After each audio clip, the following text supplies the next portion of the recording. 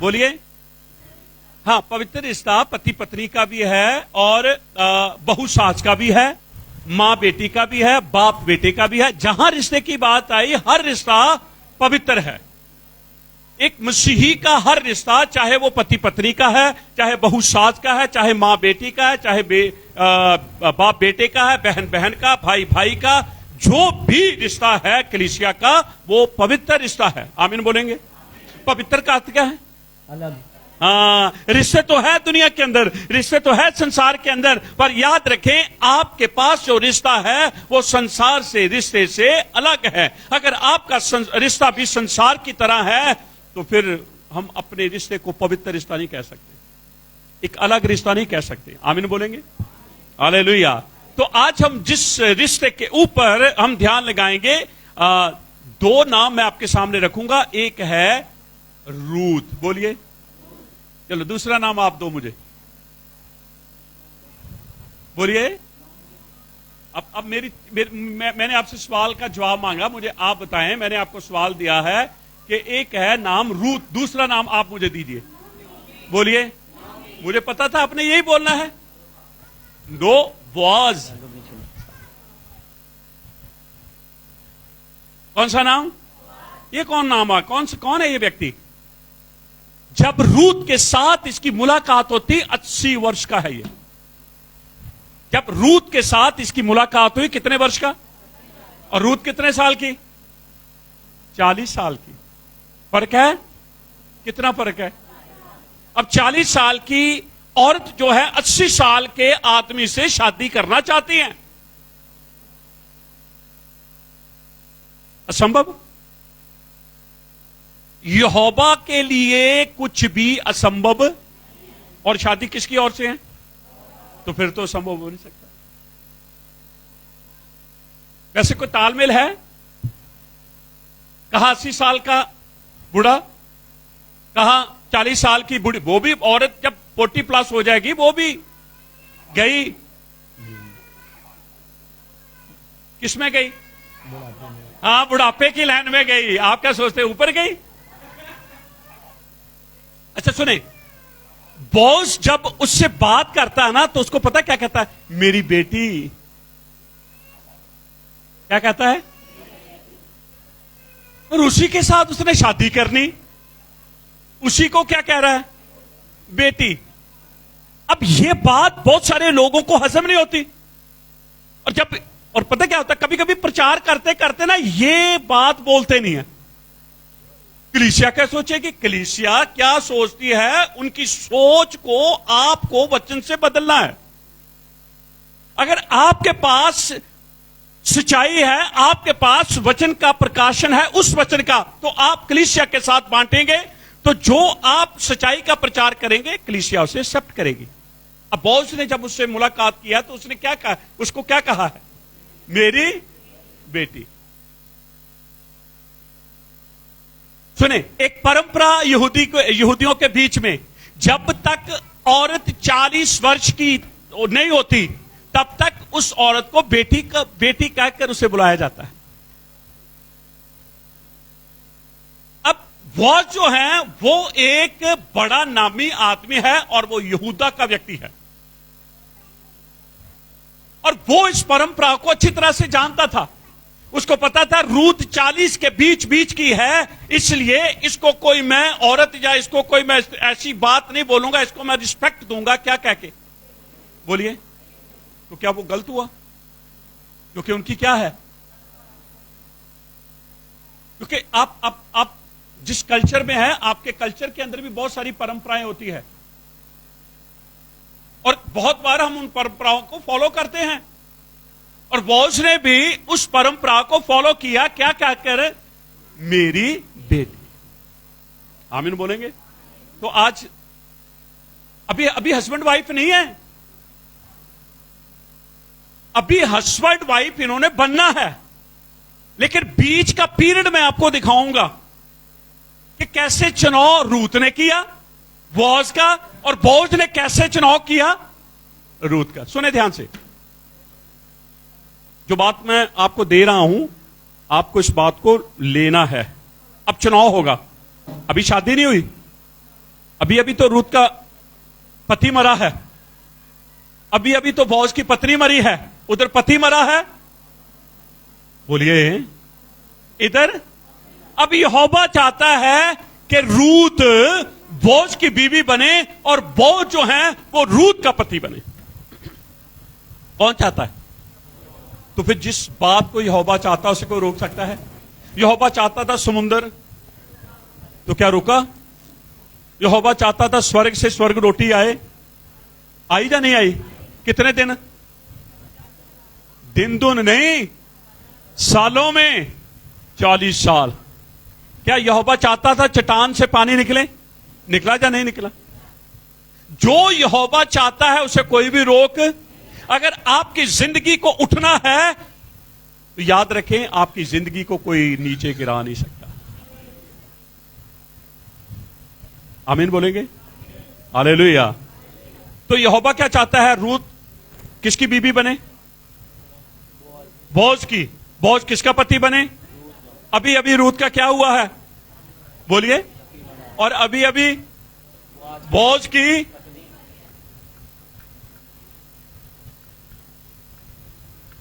अब बीच का जो पीरियड है, क्यों बोझ तैयार हुआ रूत को अपनी बीवी बनाने के लिए? क्यों रूत तैयार हुई है बोझ को अपना? अब ये देखना, अब पति पत्नी बनने से पहले रिस्पेक्ट एक दूसरे की क्या है? अगर पहले रिस्पेक्ट होगी तो आज की जनरेशन के लिए तो बड़ा ही है, क्योंकि उनको टाइम दिया जाता है ना, चलो फोन ले लो, बात कर लो, चलो थोड़ा पार्क पुर्क जाओ, थोड़ा सा घूम फिर लो, एक दूसरे को समझ जाओगे। आज की जनरेशन के लिए तो बढ़िया है। मेरे जन्म से, जब मेरा जन्म हुआ तब ये बातें नहीं थी। मैंने आपको बताया वचन पास्ट, प्रेजेंट और फ्यूचर है। आप इसमें अपना पास्ट भी ढूंढ सकते हैं, आप इसमें अपना प्रेजेंट भी ढूंढ सकते हैं, आप इसमें अपना, क्या आज आप कहते नहीं है लड़का लड़की थोड़ा सा चलो एक दूसरे को समझ लेंगे? अच्छा, लड़का लड़की आप लोग नहीं समझ सकते उनको, हम लड़के लड़की के ऊपर छोड़ते। ठीक है, अब बोझ को रूत को समझना है, अब रूत को बोझ को समझना है, तब शादी हो जाएगी। और वो शादी होगी, उस शादी से जो बच्चे पैदा होंगे वो आशीष बच्चे होंगे। बच्चे पैदा होते कर्ज से भरे हुए भी। इस्माइल पैदा हुआ कर्ज से भरा हुआ, ईसाऊ पैदा हुआ कर्ज से भरा हुआ, यहूदा पैदा हुआ कर्ज से। क्या ये बच्चे नहीं थे कभी जब पैदा हुए? तो ये कैसे पैदा हुए? आइजक पैदा हुआ आशीष से भरा हुआ, यकूब पैदा हुआ आशीष से भरा हुआ, 12 पुत्र पैदा हुए आशीष से भरे। बच्चे पैदा होते आशीष से भरे भी होते। कई दफा आप कहते नहीं, जब से ये बेटा जब बेटी हमारे घर में आया ना, क्या आगे जी, तो कभी कभी ये भी कहते जब से ये पैदा हुआ ना तब से हम डॉन डॉन डॉन डॉन डॉन डॉन, वो नहीं डॉन जो आप डॉन सोच रहे हो, नीचे नीचे नीचे ही चले गए। अच्छा ठीक है, तो अब 2 नाम है, कौन कौन से? बोलिए। बोआज जो है 3 अक्षरों से बनता है, बेथ आइन जाइन। बोलिए, फिर से बोले। अब बेथ जो है वो बर है।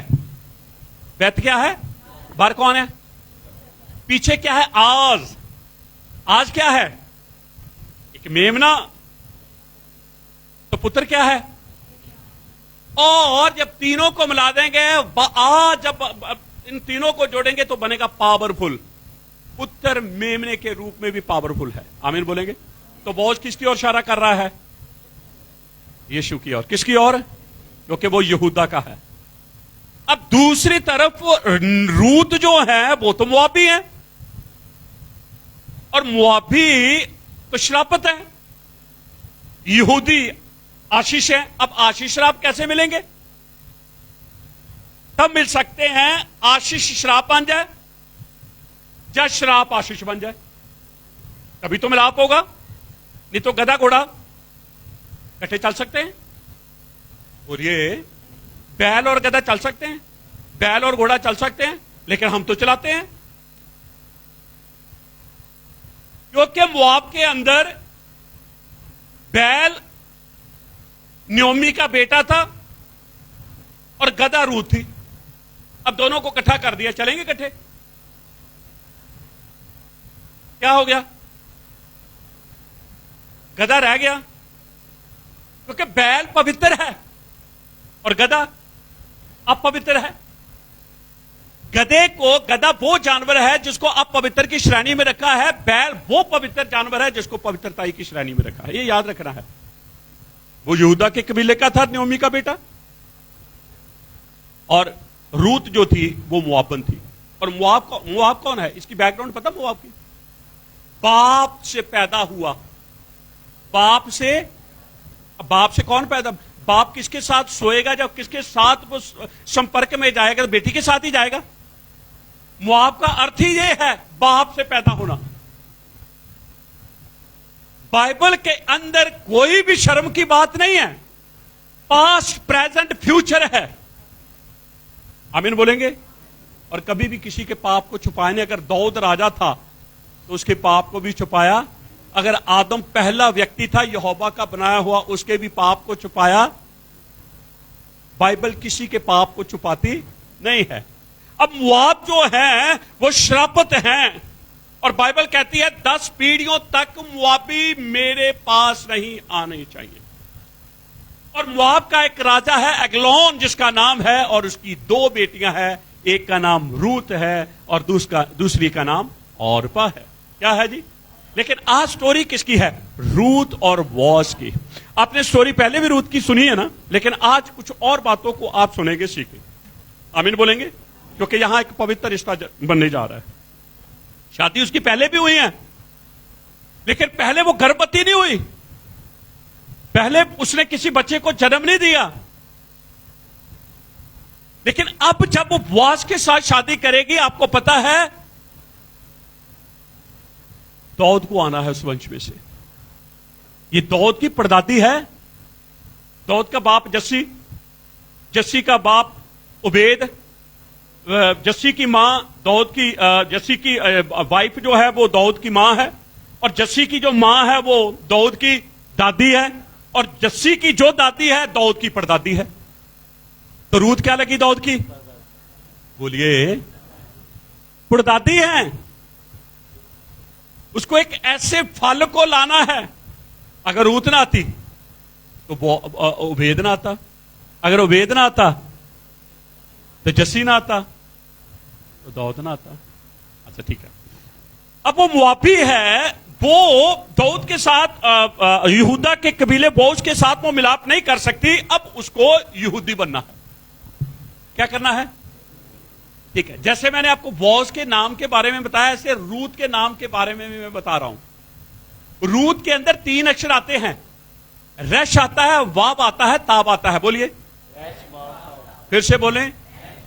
अब रश की जो वैल्यू है वो 200, वाब की शय, ताब की 400, टोटल कितनी होगी? 606। अब रूत जो थी बेशक वो मुआबी थी, और अन्य जातियों को नूह के द्वारा 7 यहोवा ने नियम दिए थे। कितने नियम? 7 नियम नूह को दिए थे। और नूह को नियम दिए पूरी मानव जाति के लिए थे, चाहे उसमें, क्योंकि उस समय तो यहूदी थे ही नहीं कोई भी, उस समय तो इस्राएल था ही नहीं। एक रूत थी जिसने 7 के 7 ही नियम पूरे किए। कितने? उसके नाम की वैल्यू कितनी? अब 7 उसके साथ प्लस कर दें, 613। तो ये तो बन गई फिर यहूदी। अब तो बोअज के साथ जुड़ जाएगी, है ना? ठीक है। अब स्टोरी शुरू होती है। रूत की मुलाकात खेत के अंदर होती है। कहां होती है? अगर बोअज को रूत को मिलना है तो बोअज को खेत में आना पड़ेगा। अगर रूत को बोअज को मिलना है तो रूत को खेत में आना पड़ेगा। सुने, आज इसमें से मैं आपको कुछ नया देने जा रहा हूं। खेत कलीसिया है। खेत क्या है?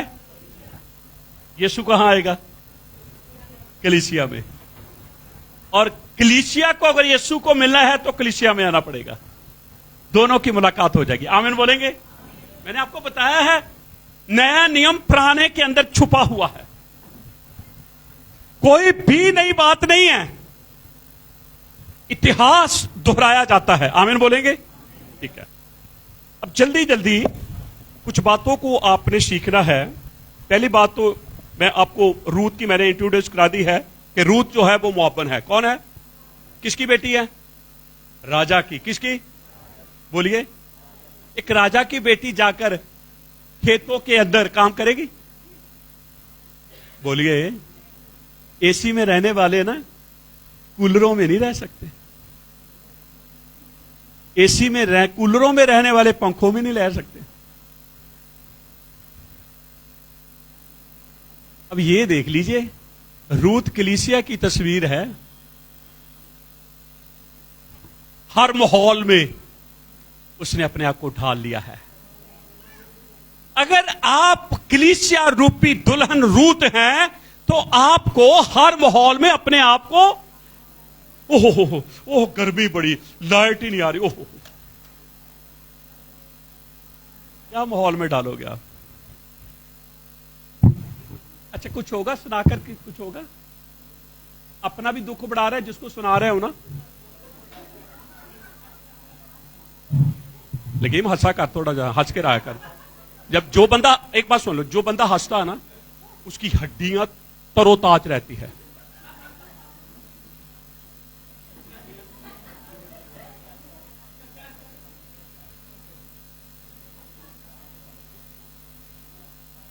हालेलुया बोलिए। हमारे लिप्स जो है ना ऐसे ही रहने चाहिए, आपके सफेद सफेद दांत नजर आने चाहिए, और उससे पता चलता है कि आज ना सब कुछ ठीक ठाक है। आमीन बोलेंगे। ठीक है, तो मैंने आपको बताया बोझ को रूस से मिलना है। कहां आना पड़ेगा बोझ को? अब इसका अर्थ यह नहीं कि बोझ खेत में रहता है, बोझ अपने महल में रहता है और वो खेत में आता है अपने कामों को देखने के लिए वो क्या कर रहे हैं। अगर उनकी जरूरत है तो उनको यीशु आता है कलीसिया रूपी खेत में उनकी जो भी जरूरत होती है उनको पूरा करने के लिए। लेकिन हमें रूत की तरह रहना है। ठीक है, सुनिए।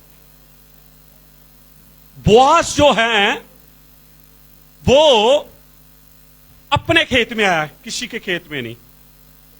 रूत जो है खेत और भी बहुत थे, वो बोझ के खेत में गई। आमीन बोलेंगे। ठीक है,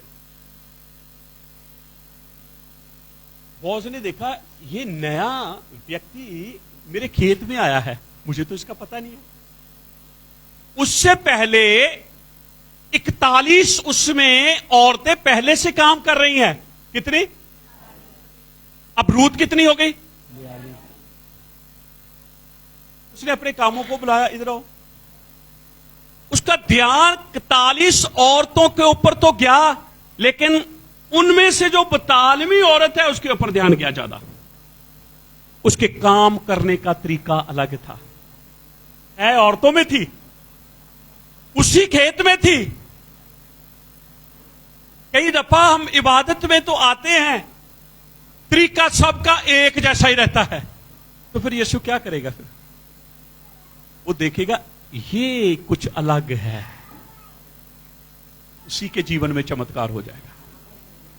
आमीन बोलेंगे। आमीन। Hallelujah, hallelujah.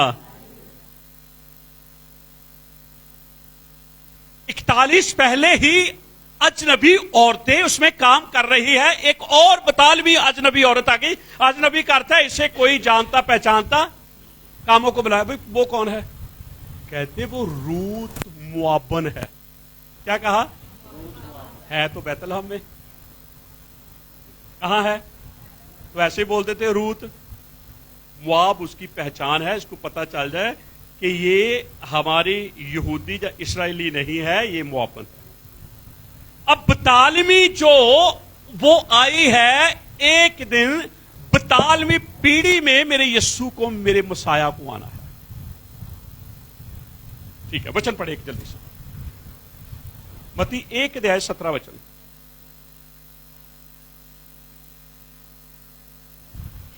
इब्राहिम से दाऊद अब्राहम से दाऊद, इब्राहिम से दाऊद तक सब 14 पीढ़ी हुई। 14 पीढ़ी हुई। और दाऊद से बाबुल को दाऊद से बाबुल को बंदी होकर पहुंचाए जाने तक बंदी होने तक, पहुंचाए जाने तक 14 पीढ़ी। 14 पीढ़ी। और बंदी होकर बाबुल को पहुंचाए जाने के समय से लेकर मसीही तक मसीह तक 14 पीढ़ी। कितने 14 हो गए? बोलिए कितने 14? अब तीनों को प्लस करें। 42 में से मेरे मसाया को आना था, तो रूत उसकी तस्वीर थी। आमीन बोलेंगे? ना वो 41वीं थी, ना वो 40वीं थी, ना वो 43वीं थी। कितनी थी? भविष्यवाणी छुपा के रखी थी। आमीन बोलेंगे? सुने, अब बोझ का ध्यान उसी के ऊपर है।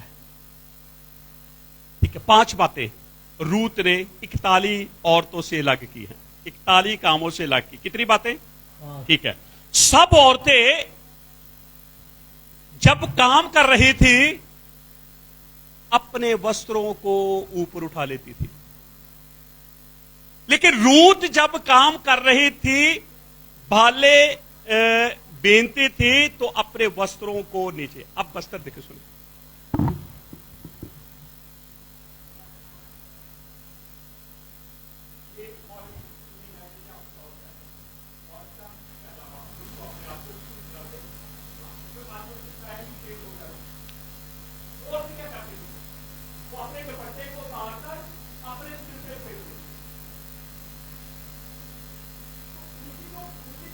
शरीर है, उस बात में जो काम करने वाले हैं उनको पूरी बॉडी उससे होगा। रूट ऐसे नहीं है, रूट है कैसे?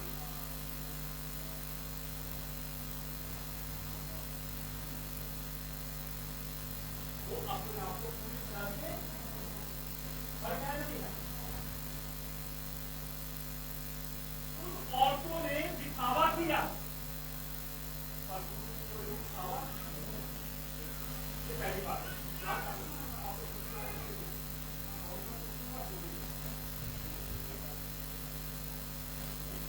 दूसरी बात,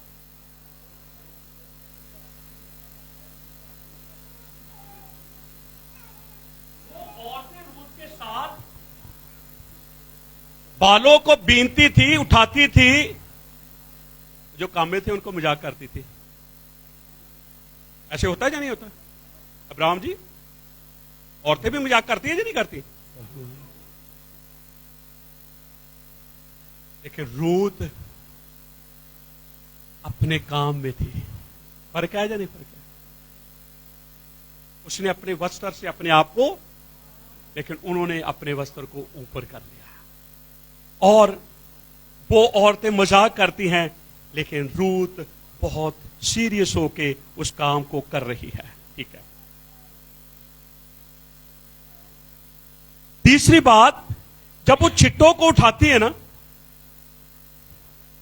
उन औरतों की चुन्नियां कहां है, शोले कहां है? सिर पे है ना? ऐसे उठा, लेकिन रूत ऐसे नहीं उठाती। रूत ऐसे, फर्क है। वो झुककर उठाती हैं, रूत बैठकर उठाती। फर्क कितना का है? ऐसा क्यों हो रहा है? क्योंकि काम में है ना, साथ में, उनको आकर्षित करने के लिए। पर रूत किसी को आकर्षित नहीं करना चाहती। ये तीसरी बात है। चौथी बात जो है,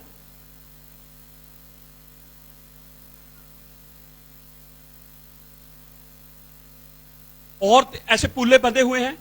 आपने कभी गेहूं को कटा हुआ देखा? भरियां ना, पंजाबी जी कहते भरियां बनियां, पुल्ले ना बंधे हुए। तो वो पता है क्या करती हैं दूसरी औरतें?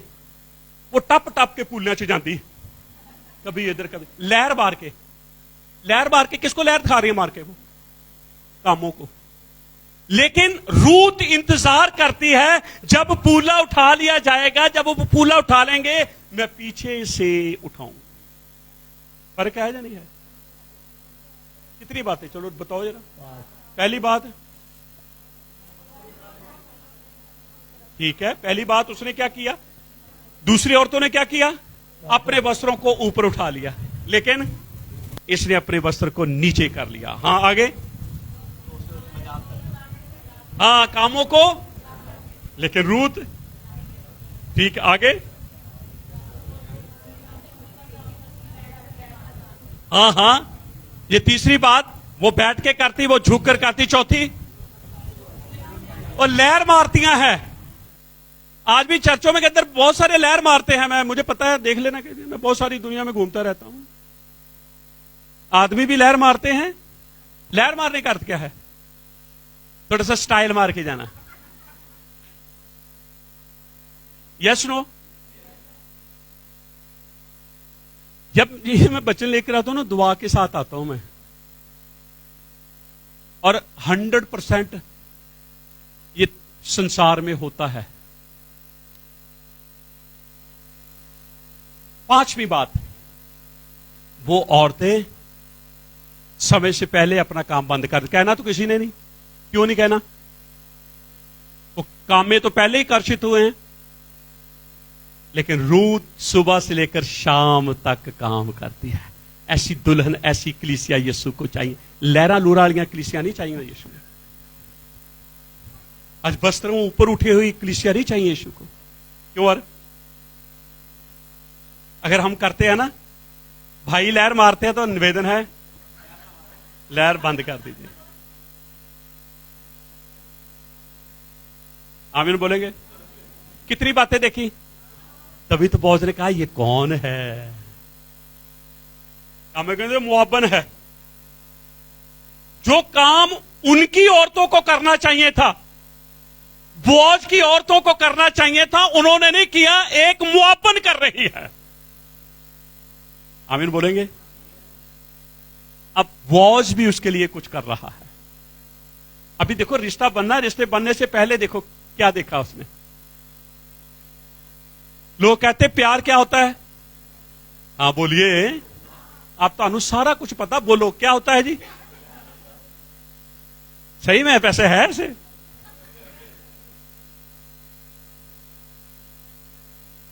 अब इसका प्यार अंधा है? इसका प्यार आंखों को खुला हुआ देख रहा है।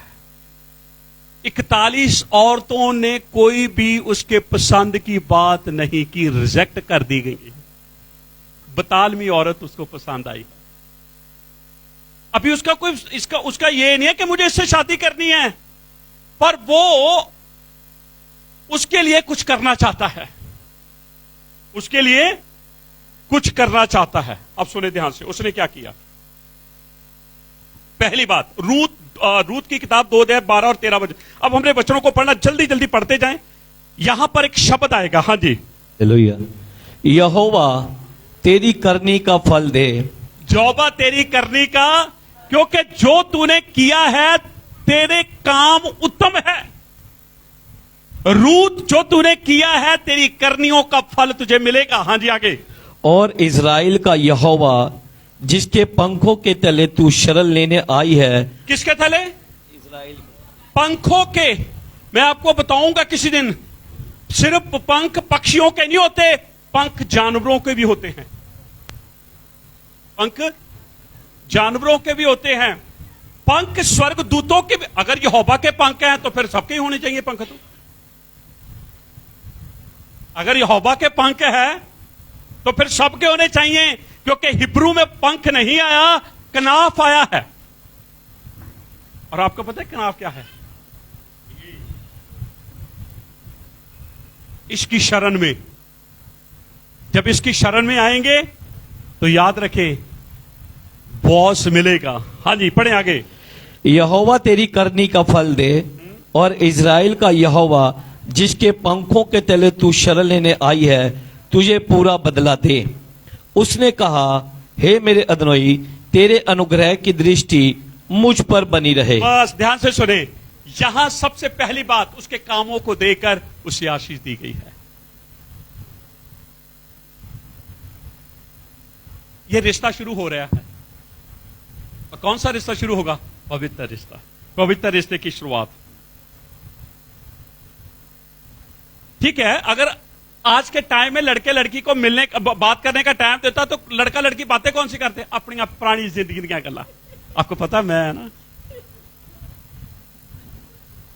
बस मैं इतने बोल सकता हूं, आप सारी बातें तो मैं नहीं बोल सकता। और फिर वो बातें ना कंडे बन जाते हैं, पूरी जिंदगी चुभते रहते, तू तजी इदा सी, तू तजी इदा सी। रूत ने अपने जीवन की कोई बात उसे नहीं बताई, बोअज ने अपने जीवन की उसको कोई बात नहीं बताई।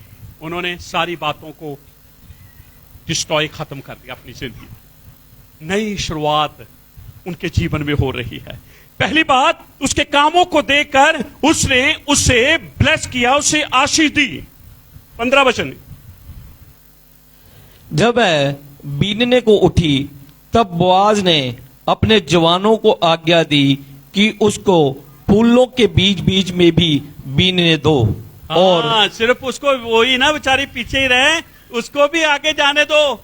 आगे जाकर पता उसने क्या कहा, इसके लिए भाले को छोड़ दिया करो। इतनी दया, इतनी रहम हो सकती है। हमारे काम ही नहीं है यीशु दया कैसे करे। हम तो सोचते ना दया होगी, कहां दया होगी। रो पहले भी रहते रो, तड़प पहले भी रहते तड़प, टूटे पहले भी थे टूटे, कहां है दया। आपको लगती है दया। दया तब होगी जब पहले जो था अब नहीं है, और अब जो है ये पहले वाला कभी वापस नहीं आएगा। आमीन बोलेंगे, हालेलुया। समझ लग रही है आप लोगों को? ठीक है। 15 वचन हमने पढ़ लिया। 2 वचन, पहली बात उसने आशीष किया, दूसरी बात उसने उसके ऊपर दया की। 9 वचन पढ़े जल्दी से। जिस खेत को वह लपटी हो उस पर तेरा ध्यान बंधा रहे और उन्हीं के पीछे पीछे चला करना। बस जो तू जिन कामों के साथ काम कर रही है ना, उनके पीछे रहना। ये काम में नहीं है, ये सेवक लोग हैं। सेवकों के पीछे, पर सेवक होने चाहिए। सेवक भी लहर मार दे, ये याद रख लियो। और मैंने बहुत सारे सेवकों को लहर मारते देखा है। आमीन बोलेंगे। लहर, अगर आपको लहर समझ नहीं आती है ना तो बाद में मैं समझा दूंगा, आप मुझसे पूछ लेना लहर होती क्या है जी। सेवक पास्टर जी बता दो, मैं बता दूंगा। तो आप मेरे से ज्यादा ही समझदार हैं, क्योंकि ऐसी बातों के लिए तो आप बहुत समझदार हैं, मुझे पता है। ठीक है, कि उन्हीं के पीछे पीछे रहना। आगे, तेरा ध्यान बंधा रहे और उन्हीं के पीछे पीछे चला करना। क्या मैंने जवानों को आज्ञा नहीं दी कि तुझसे ना बोले, तुझसे ना बोले। और जब जब तुझे प्यास लगे। वाह जी वाह, जब जब तुझे। अब इसको पानी की भी टेंशन है उसकी, और बाकी भी तो औरतें हैं। जब तुझे प्यास लगे ना, पानी रखा हुआ, जाकर वहां से पी लेना। वहां सिर्फ काम में ही पी सकते हैं, लेकिन रूत को अधिकार मिल गया वहां से पानी पीने का। ठीक है, पहली बात उसके ऊपर उसे ब्लेस किया गया, उसके ऊपर दया की गई, उसको ये अथॉरिटी दे दी कि वहां से पानी तुमने पीना है, और कोई वहां पानी नहीं पी सकता। ठीक है, आगे 14 वचन पढ़े। फिर खाने के समय बोआज ने उससे कहा यहीं आकर रोटी खाया कर। लो जी, पानी भी यहीं, ऐसी रोटी दे मुझको, ऐसा पानी भी यहीं पीना। कौन इंतजाम कर रहा है? हाँ ना, बॉस कर रहा है। किसके लिए? बोलिए किसके लिए? क्या रूत को पता था इतना कुछ मेरे साथ हो जाएगा? वो जब वहां से आए, कैसे आई? रोती आई, कुरलाती आई, आगे कुछ भी उसे नजर नहीं आ रहा था। वो सोचती थी सब कुछ खत्म हो गया है, पर अभी तो सब कुछ शुरू हुआ है। जब इस संसार सोचता खत्म हो गया है, तब याद रखे यहोवा कहता अब शुरू हुआ है। तेरे आंसू पोंछ दिए गए हैं, तेरी उदासी खत्म कर दी गई है। तुझे मिलोन कलोन नहीं, मैं तुझे वॉज देने जा रहा हूं। आमीन बोलेंगे, हालेलुया, हालेलुया। सुने ध्यान से, तू यहीं से रोटी भी खाया करना। कितनी सुंदर बात। 15 वचन पढ़े। जब वह बीनने को उठी तब बोआज ने अपने जवानों को आज्ञा दी कि उसको फूलों के बीच बीच भी बीनने दो। कहता उसको भी बीच में जाने देना है, वहां से इकट्ठा करने देना है। आगे, और उस पर दोष मत लगाओ। दोष का अर्थ क्या है? उंगली मत उठाना, वो दूसरी औरतों की तरह वो बिल्कुल सिंपल है, वो बिल्कुल साधारण है। लेकिन याद रखें, ऐसे लोगों को बॉस मिलता है, ऐसे लोगों को यीशु मसीह मिलता है, ऐसे लोगों के जीवन में मिरेकल्स, बड़े चमत्कार होते हैं। 16 वचन पढ़े। वरन मुट्ठी भर जाने पर भी कुछ कुछ निकाल कर गिरा भी दिया करो। क्या कह रहे करो जी? किसके लिए? कितना इंतजामी है, हाँ? शास्त्र ਨੂੰ देखो कितना विश्वास है अपनी बहू ते, क्योंकि सास को पता है कि मेरी बहू जो है वो सही जगह पे गई है, बता के आई। बहुआ आजकल बताउंदियां ही नहीं सत्सां नूं। सच क्यों कहते, मां क्यों नहीं कहते यार? चलो भैणा नहीं पूछ लेने, अज सवाल है, मां क्यों नहीं कहते, सच क्यों कहते?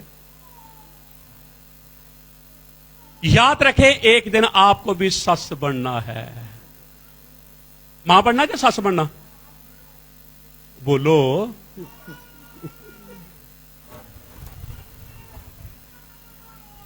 आमीन बोलेंगे?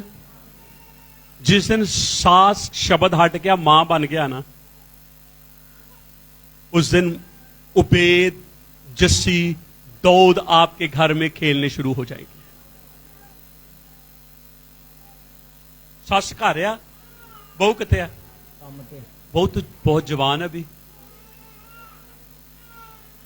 लेकिन सास को पूरा विश्वास है बहू के ऊपर, और बहू को सास के ऊपर। कभी तो गाड़ी चलेगी ना। अगर सास टेढ़ी है तो बहू तो पहले ही टेढ़ी है, अगर बहू टेढ़ी है सास। ठीक है, सुने ध्यान से। 16 वचन कहता है, उसके लिए बालों को गिरा देना, दानों को गिरा देना, वो इकट्ठा करेगी, पर दोष उसके ऊपर। इतना रहम दिल, इतना रहम दिल। अब इनके रिश्ते की शुरुआत हो गई है। पहले एक दूसरे को अब रूथ सोचती है, इतनी दया मुझ पर कैसे?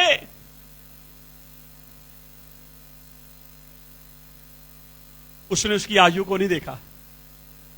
उसको पता है मेरी सास ने मेरी शादी तो करनी है, और इससे अच्छा लड़का ही कहेंगे, इसकी शादी होती है लड़का ही, हम ये कहेंगे भाई की शादी हो रही है। जब शादी का टाइम आएगा तो उसको क्या बोला जाएगा? तो फिर बोल दे क्यों नहीं? तुम सारी बातें मेरे से सुनना चाहते हो? इससे अच्छा लड़का जो मुझे ब्लेस कर रहा है, जो मुझ पर दया कर रहा है, जो मुझे पानी पीने के लिए दे रहा है, जो खाने के लिए रोटी दे रहा है, और मेरे ऊपर वो शक नहीं कर रहा, और दूसरों को कहता है इसके ऊपर कोई दोष। अभी तक बॉस ने नहीं ये सोचा कि ये मेरी बहुत 80 साल का हो, कदे बीबी थोड़ा लभ रहा सी बेचारा। वो तो आगे जाकर देखना, ये सारी बातें उसने अपनी सास को बताई। क्या क्या हुआ? आज सास से छुपाया जाता है, पहले बताया जाता था। ये सुनो ना, आज बहनें कह रही पता नहीं पाजी क्या क्या बोलते रहते हैं। आमीन बोलेंगे? न्योमी ने रूथ ने क्या किया? जैसे ही घर गई, सास को सब बताया, जो जो हुआ। कितनी अंडरस्टैंडिंग है दोनों के अंदर। और आपको पता है न्योमी ने सारी स्टोरी सुनकर क्या कहा? उसी के खेत में जाना है। क्या करना है? वहीं तुझे बॉस मिलेगा। ऐसी ही कलीसिया में जाना है जहां पर आपको यीशु मिलेगा। आमीन बोलेंगे? हालेलुया। ठीक है, तो अगली बार हम 3rd चैप्टर में जाएंगे। अब वो अपने आप को रूथ उस खेत में जाने से पहले तैयारी करती है। क्या करती है? रूथ ने तो फैसला ले लिया, न्योमी ने भी फैसला ले लिया, और मुंडे वाले पता नहीं की कहते। भाई लड़कों वालों से भी तो पूछना पड़ेगा ना। अभी तो क्या है, हाँ, फिर 2 साइड जो हो जाएगी, फिर एक साइड ही रह जाएगी, फिर तो एक ही हो जाएगी। ठीक है, तो अगली बार हम क्या देखेंगे, 3 अध्याय के अंदर अब न्योमी अपनी बहू को तैयार करती है। आमीन बोलेंगे, हालेलुया।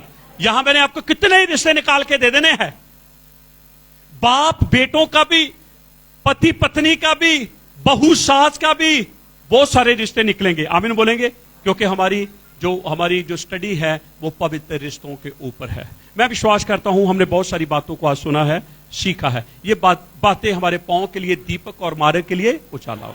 आइए हम सब अपनी आंखों को बंद